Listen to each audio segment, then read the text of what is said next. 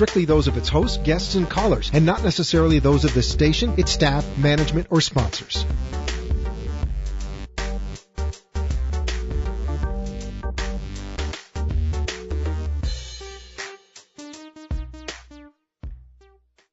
Ready, set, ride. Remember when you were a kid and riding a bike was pure fun? It's time to rediscover that carefree feeling again with a Pedego electric bike. Pedego is the #1 brand of electric bikes in America because with Pedego, we put you and the customer service first. Pedego electric bikes are universally fun for all ages. Choose to pedal for exercise or throttle for full assist. Give Pedego Fort Lauderdale a call or stop in for a free bike ride. 954-652-1823. Come as you are and try a Pedego today, where our motto is Hello Fun. 954-652-1823. Tell them the Brooklyn Cafe sent you. Talk 1470 and 95.3 FM, the Health and Wealth Radio Network. Get involved with Community Connections with Norma G. Mondays at 5 p.m. WNN. Talk 1470 is WWNN Pompano Beach and 95.3 FM W237BD Boca Raton, the Health and Wealth Radio Network. Selfless service is the guiding principle that drives Army National Guard soldiers to be always ready whenever disaster strikes. Every Army National Guard member serves not only to protect the nation, but also their local communities, so they each have a stake in the security and well-being of the neighborhoods where they live and work. They are your next-door neighbors and your colleagues in schools, offices, and factories. Since the early days of our republic, the Army National Guard has continued its timeless commitment to guarantee peace and security for all Americans, a proud legacy which has endured for nearly 4 centuries. To be a Guard soldier is to stand ready to serve at all times for family, for community, and for country. Selfless service, it's what inspires the men and women of the Army National Guard to be part of something greater than themselves. To learn more, log on to NationalGuard.com or contact an Army National Guard recruiter in your area. Sponsored by the Florida Army National Guard. Aired by the Florida Association of Broadcasters and this station. I'm Tiffany. I have some tips for you on how to quit smoking like I did. First, I did some reading about it. I found a lot of great advice on how to quit smoking and picked out the ways I thought would work best for me. I started by setting a quit date. Then I threw out my ashtrays, lighters, and matches. I did other things too, like exercising more, and it worked. But I'd still get cravings, especially on long car rides. To help me with that, I put a picture of my mother in my car. She died of lung cancer from smoking cigarettes when I was only 16. Now I have a 16-year-old daughter.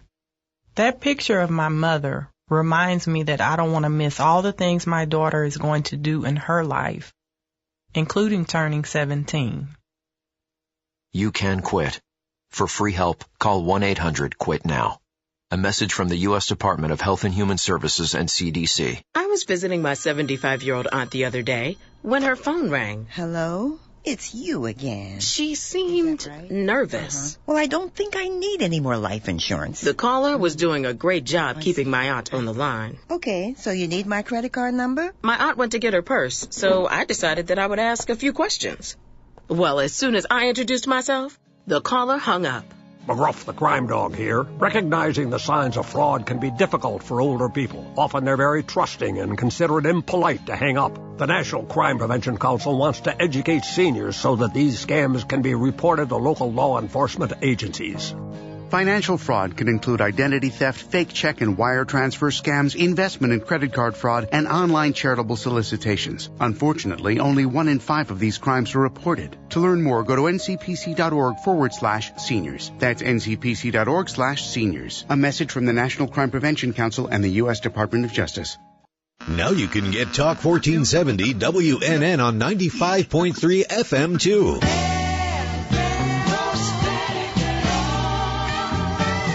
Loud and clear, Health and Wealth Radio, WNN.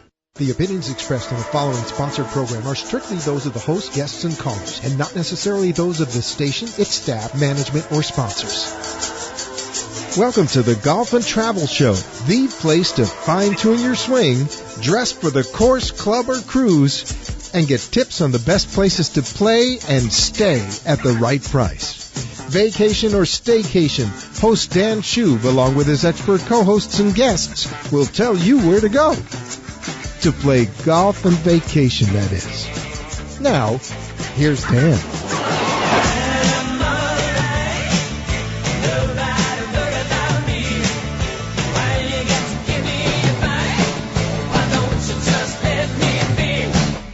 Welcome to the Golf and Travel Show. I'm your host, Dan Schub, and tonight, like we always do, we're going to talk a bit of golf, and we will talk some travel, and we're going to have some guests, and we're going to have some deals for you.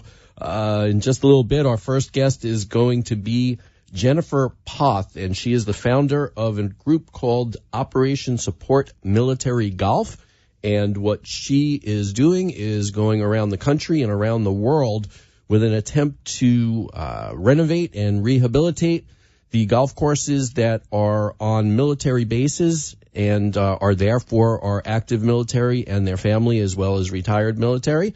And we will find out that our government is not providing any assistance to maintain these golf courses whatsoever. And we all know that if you don't maintain a golf course, bad things happen. So these folks certainly deserve the opportunity to play some golf, and they've earned it. And Jennifer is going to make sure that they get that opportunity. So we'll be talking to her in just a few minutes. And a little bit later on in the show, we will be chatting with Ann Rothstein-Sagan. And she is the founder of the Arthur Rothstein Legacy, which is a group which supports the photography work of her father, Arthur Rothstein. And they have got an exhibition that's opening up next week at the Jewish Museum of Florida down at FIU in Miami. And I found it to be fascinating as something I had never heard of. Her dad, he was like the official government photographer, basically, went around the world shooting different things that were happening in the world. And this exhibition is of his photography work of the Hong Kau Ghetto, which is a ghetto where folks who were escaping the Holocaust in places like Austria ended up in Shanghai, of all places, where they were taken in and lived amongst the people of Shanghai in a ghetto. And I just had no idea. So I was fascinated by it, and I'd like to get a chance to go down and check out the exhibit, and hopefully you will too, but we'll find out firsthand from somebody who knows more than anybody would know about it, and that would be Ann Rothstein-Sagan. So, but what we typically do is we talk a little bit of golf news and what's going on in the world of golf first to head up the show, and then a little bit later we've got some travel news for you and some deals where I can send you to all sorts of neat places for a mere pittance. A lot of people look forward to that. I know I do. I salivate at some of these deals that I can't even get a chance to take advantage of, but I do a lot of research on them so that we know that they're good. The big news, of course, today, and today I always like to mention whenever I talk about the golf tournaments, for those of you who will be tuning in to our show that does rerun at 6 o'clock on Sundays on our sister station, WSBR 740 AM, 96.9 FM, and 103.9 FM. The tournament today, and the big talk, of course, is still Tiger Woods, my neighbor up in Martin County. And not only did he play quite well at the Honda Classic, he started out quite well this week at the Valspar Championship. They're playing just on the other side of the state at Innisbrook on the Copperhead, which is another difficult course. And he, as of today, he actually was tied for the lead at one point, but when play ended, he was tied for second place. So he's improved from his 12th place finish last week to or 2 weeks ago. He took a break for the World Golf Championship that he didn't make the invite list, but now he's in second place and challenging for the lead. So people in the golf world are getting excited. As we reported here at the Honda Classic, there was a 10% increase in attendance. They're experiencing the same thing, I'm pretty sure, over at Valspar. They had to add extra parking lots when Tiger committed to playing just to handle the additional crowds that they thought they were going to draw. There still are tickets, so for those of you who are listening live here on Friday night, you can still head over there and get tickets. Valsparchampionship.com is the website, so you can get more information. They've got some concerts, I believe, going on Saturday after the event. Usually it's a country show that they have going on there, and I think they have some pretty big names that will be playing. But, of course, the big names are the golfers because they've got an incredible field, so you may want to go check that out. Last week, we had some interesting things going on in the world of golf as well. Of course, Phil Mickelson ended a long drought and won in Mexico at the World Golf Championship, so congratulations to Phil. It had been a long time. 102 tournaments around the world. Back in 2013, his last victory, the Open Championship at Muirfield. So he's 47 years old. Still winning on the PGA Tour, and just around the corner, he'll have an opportunity to play against the older guys on the Champions Tour. So, not sure, depending on how his game is, how much he's going to play on the Champions Tour. If he's going to continue to play after 50 on the PGA Tour, we'll find that out. But, congrats nonetheless. He, too, is another big name in golf. And for the past several years, all we've been talking about is the young stars on the tour. All of a sudden the old stars are making a comeback. So now we've got young stars, we've got old stars, and it makes for a really good synergy and competition and a major attraction both for the folks who turn out in person to go watch these events as well as other folks that like to watch the reruns at 1 a.m. on the Golf Channel like myself.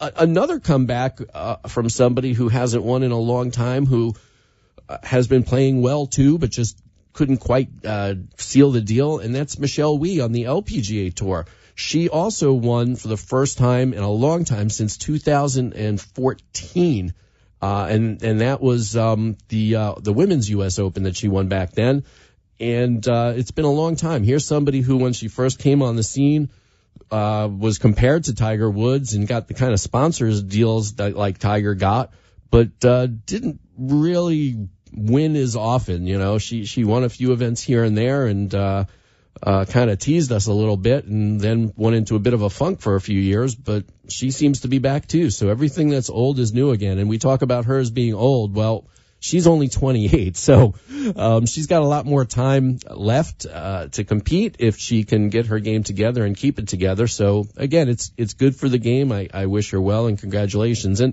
another interesting character who won last week on the Champions Tour for the first time that he had ever won in the Champions Tour, and that was Steve Stricker. And I say he's an unusual fellow because he does not like to play that often. He may only play in 14 or so events a year. He picks and chooses where he plays. He plays on the PGA Tour. He plays on the Champions Tour. It's just remarkable, though, that his game, especially his short game, is so good that even though he doesn't play or compete as regularly as the other players do, he could just pop in and win. So congratulations to Steve Stricker on his first Champions Tour title, and that was out in Tucson, Arizona. They're playing this week out in California, so we'll see what's going on. Again, I'll be watching it probably in the middle of the night, catching up on it. There's other big news, and this is really big news locally, especially for me, because my office, where I do my work all day, is across the street from these fellows, and they've been there for a heck of a long time, and the community really depends upon them. They're a major economic force up in Palm Beach Gardens, where I spend my days. And I'm talking about the PGA of America, who's been a fixture there since forever. Like 1965 is where they moved in over there. They're talking about moving to Texas. The deal is not totally complete, but it got leaked out, and my guess is if people are reporting on it, chances are it's going to happen. And they're talking about having the PGA Championship perhaps on a golf course or two that they plan on building by their headquarters. And I think this is in the Dallas area. Frisco, Texas is the name of the place. I think it's the Dallas area. So they're hoping to move the PGA Championship to their own backyard by building a golf course there. And they're talking, I think the next date that is open that's not committed to is in 2025. So we'll see what's going on with that. I have friends that work for the PGA. that I met when I first moved into town, and it was just it was good to be friends with people on the inside. And in any event, I do a lot of business with the PGA of America. Like I say, they're across the street. The PGA National Resort that I like to talk to about, that I have friends who work there, I'm sure they get a lot of business from the folks at the PGA of America. The restaurants that I've reported on in the community, many that I frequent on a regular basis, they too depend upon the patronage of all those people that occupy those offices. I mean, there must be several hundred people that work in that headquarters there. So it's for me, it's very sad to see this happen. I hope it's not true that they don't leave, because the PGA of America has been synonymous with the Palm Beach Gardens community for, like I say, since the 60s. So it's been a long run, and I hope it's not true, but we'll see what happens. All right, I think what we are going to do is we are going to take a quick break, and as soon as we come back, we'll be talking to our first guest, Jennifer Poth, the founder of Operation Support Military Golf. You're not going to want to miss it, so stay tuned. We'll be back with more of the Golf and Travel Show.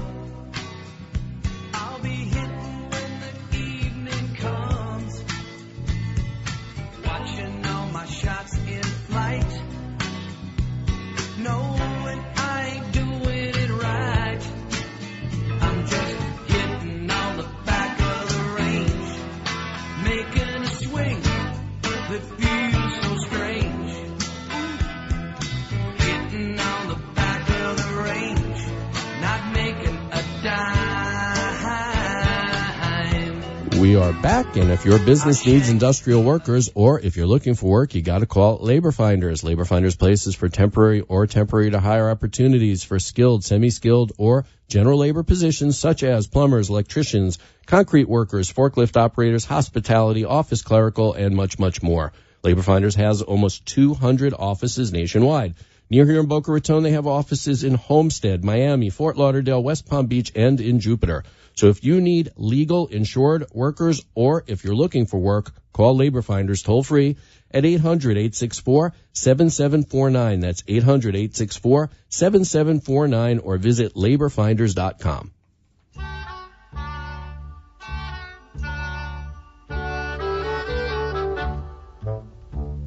Jennifer lives upon the hill. Jennifer, sitting very still. And we are back. And golf, of course, is a passion of mine and something that I enjoy doing. But for the folks in the military who need a break and got to get some time perhaps to themselves, there's nothing like a round of golf. And it's really cool to know that the military has golf courses that are all over the world, all over the country. Unfortunately, some of them need a little bit of work, and somebody has decided to step up and make sure that the golf courses are reconditioned so that our folks, our veterans, our folks in the military currently can have that opportunity. And to find out a little bit more about Operation Support Military Golf and perhaps how you can help out, we've got with us Jennifer Poth, the founder of that organization. Jennifer, are you there? I'm here. Well, thank you so much. Well, thank you for joining us, and thank you for what you do. And before we get into the details of what you've been doing and what you are doing, why don't we start at the very beginning, because I know a little bit about what you do and what you came from, or where you came from and how you got into this. But for the benefit of the audience, how did you come to decide to start working on renovating and maintaining military golf courses? It all came about just, I was born into a military family. However, I was born with a medical condition that didn't allow me to follow in my father's footsteps in the Air Force in the quote unquote normal, capacity of service. But, like you, I've been a lifetime golfer because I was lucky enough that, my dad threw the golf club in my hand around age 5. Mm-hmm. And I told him, well, fine, if I'm not going to fly around in B-52s like you, then I'm gonna play some golf, and I'm gonna keep it going. And then as I got older, I wanted to play in college, and I was being recruited. And I grew up, the base that my father and my mother retired out of was the former Bergstrom Air Force Base, which is now the Austin International Airport. But I grew up in Texas, and I was being recruited by Texas A&M. And lo and behold, with that military background, it was just the place for me. So I embraced that full force. And after graduation, I wanted to stay in the golf arena and utilize a sports management degree.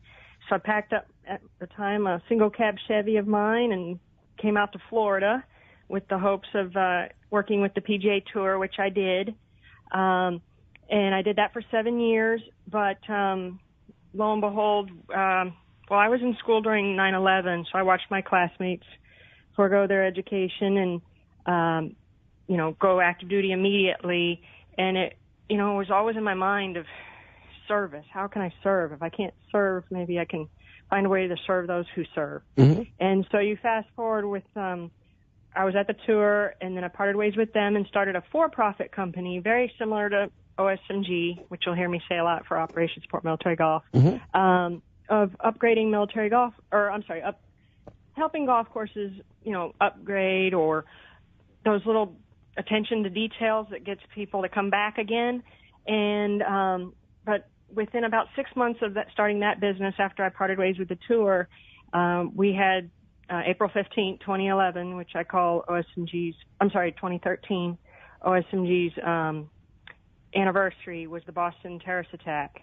And that horrible day was when it clicked of, why I've played a lot of military golf courses, whether it be, Air Force with my father, or now living on the East Coast. There's a ton of Army and Marine Corps and Navy. I have 2 Navy here in Jacksonville.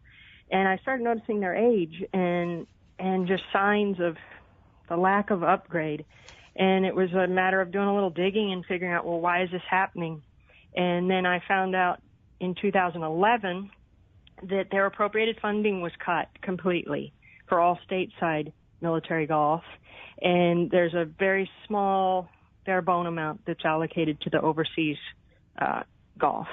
And so there was definitely a need. That explained really quickly. Tax dollars aren't going towards these upgrades for our service members and their families, recreational and for morale. And golf falls in the military world. It falls under the morale, welfare, and recreation category. And so there was the need and the appreciation, but it was a matter of going through all the process to get this to work. Once I saw there was a need, it was a matter of going branch by branch to get a blessing that we could move forward if I started something like this. And they were so receptive and embraced it full force, all the branches, and excited because, I got this ball rolling in 2013, and it had already been about 2 years since they lost their funding. So they even described it as, blessing in disguise. And so after the approval, then it was a matter of, getting the ball rolling.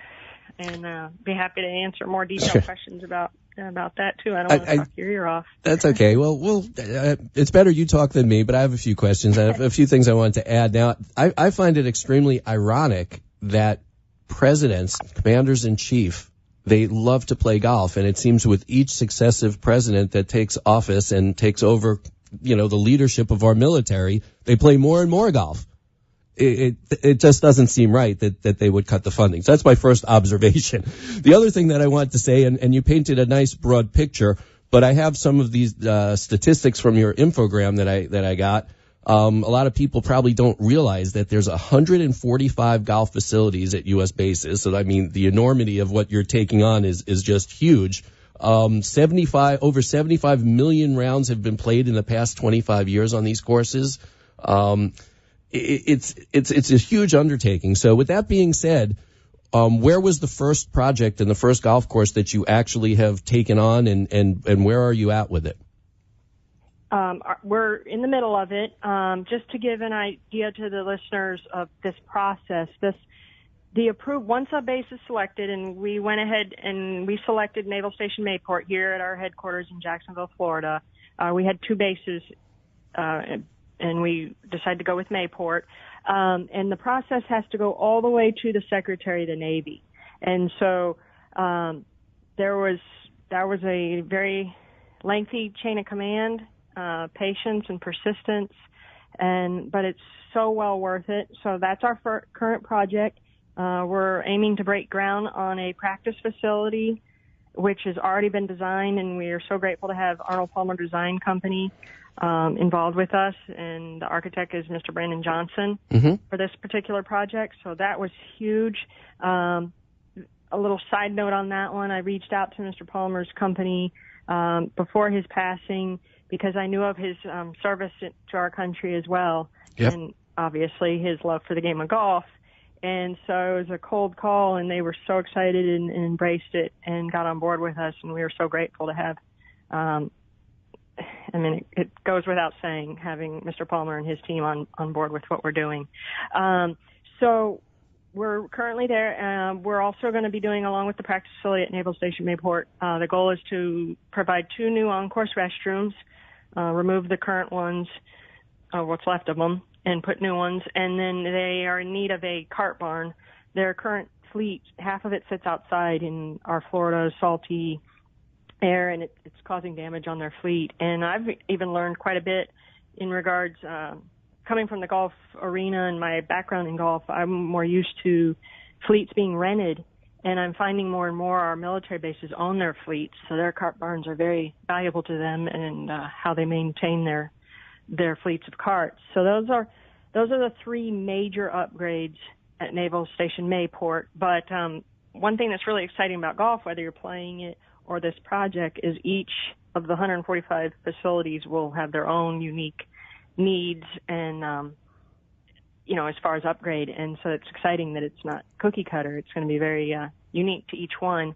And then we are already starting the process with our next facility, which is going to be Air Force at MacDill Air Force Base in Tampa. And so we're getting the ball rolling with them and the whole process with their Secretary of the Air Force, and that's very exciting. And then after that, it would be touching base with our Marine Corps and the Army, because the idea is we want to keep it balanced between the branches and cycle through with everybody. Now, obviously, you have pretty lofty goals, and you're moving 1 or 2 golf courses at a time, but there are so many more to do. And you had mentioned Arnold Palmer Design, but I'm assuming that besides the public trying to help out, which we can get to in a minute or two, corporate sponsors besides Arnold Palmer are probably very important. Are there any that you want to mention that you've been working with? Well, I'll start with McCurrick Golf Construction will be the construction aspect to taking Palmer Designs and putting them into action. So we're excited to have McCurrick Golf Construction involved with us and working with us.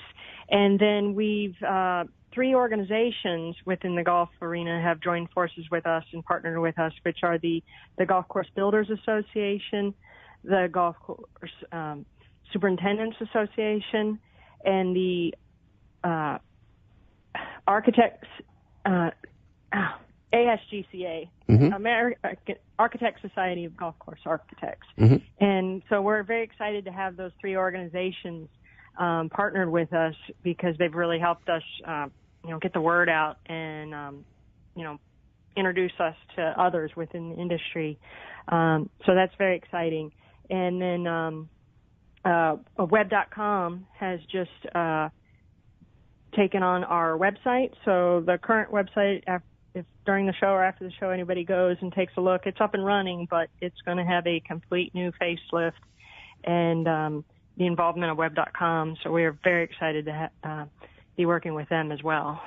Yeah, I noticed another architect that you're working with. We've had on the show before, Sanford Golf Design. He's been on our show before too. He's right up the road from us here. So you got a good bunch of people.